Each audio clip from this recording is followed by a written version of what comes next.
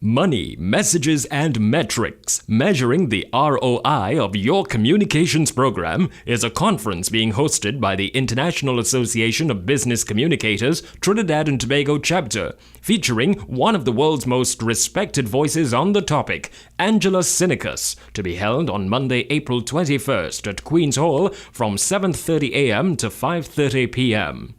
Angela Sinickas, president of Sinickas Communications Incorporated, an international consultancy helping organizations achieve business results through focused diagnostics and practical solutions. Sinickas is regarded as a pioneer in the field of organizational communication measurement and has been measuring the effectiveness of communications since 1981. She's the author of the manual, How to Measure Your Communications Programs, now in its third edition, and is a regular columnist for the magazine Strategic Communication Management. She has 15 international-level Gold Quill Awards from IABC, 5 of them for measurement projects. Here is an excerpt of Angela Sinickas from one of her recent conferences. So what is the right way to plan communication for it to be effective? If we take a look at slide 13, here we have a number of communication objectives that measure various aspects of the communication process.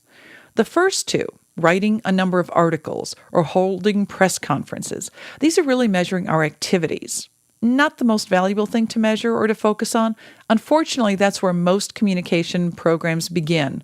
I need an article. I need a website. I want a memo. I want to have a speech. Unfortunately, that's not a very effective way of looking at it.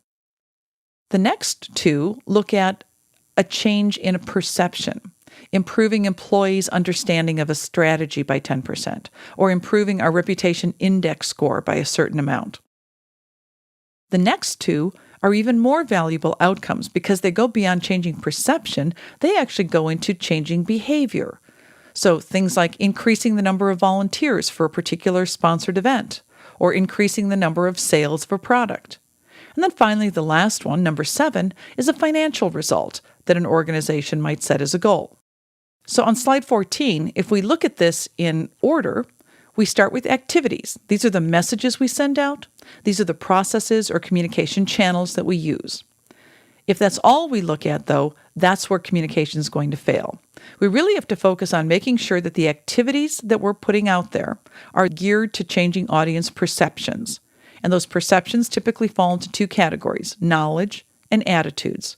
And we have to be very sure that those perceptions we're trying to change are the ones that are needed in order to change audience actions or behaviors, things for people to do more of or less of, or just do differently. Because if people do things differently, then our organization will succeed. It's going to achieve the goals it has. It'll achieve the financial bottom line that it's looking for from reaching those goals. So on slide 15, we're going to start a process for planning communication in a way that's going to be really effective. There are multiple steps involved in this process, though. So I don't recommend doing this for every single little thing. Every time you need to send a little email or send a little article into the online publication, this is not the time to go through this whole process. What you want to identify early on is what you see on this grid on slide 15. You want to take a look at all of the different initiatives or programs or projects that your organization is undertaking that it really needs to succeed at in order to succeed as an organization. And you want to look at 2 criteria. The first thing you want to look at is what is the potential bottom line impact of the organization reaching this goal? Now, every organization has multiple goals, whether it's 3 goals or 20 goals. What you want to do is divide them in half. Which half have a higher priority on achieving the organization's desirable results or bottom line? Put them in the 2 categories, the half that have a higher potential for impacting the bottom line and the half that have a lesser impact. The other thing to look at is, with all of these different goals, how much impact could communication have in helping to achieve each of these particular goals? Because for many of these goals, communication can certainly communicate about the goals, but communication itself might not be a major driver in achieving the goals.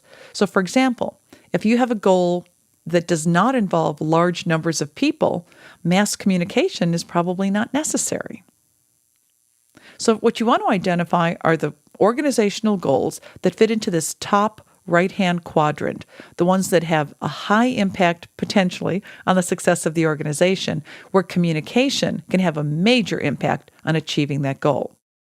IABCTT's Money, Messages, and Metrics, measuring the ROI of your communications program, is designed for senior professionals with experience in public relations, communications, and/or marketing from corporations, agencies, not-for-profit organizations, and government, and will also be of particular interest to chief financial officers and human resource managers who have responsibility for their organization's communication programs.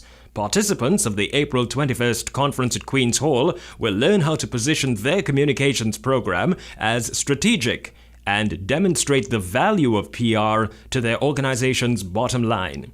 For more information on the Measurement Conference, log on to www.iabctt.com. Registrants can also call 621-3830 or 720-3797 for more information. IABC, TNT's Money, Messages, and Metrics is sponsored in part by the Unitrust Corporation and Guardian Holdings Limited.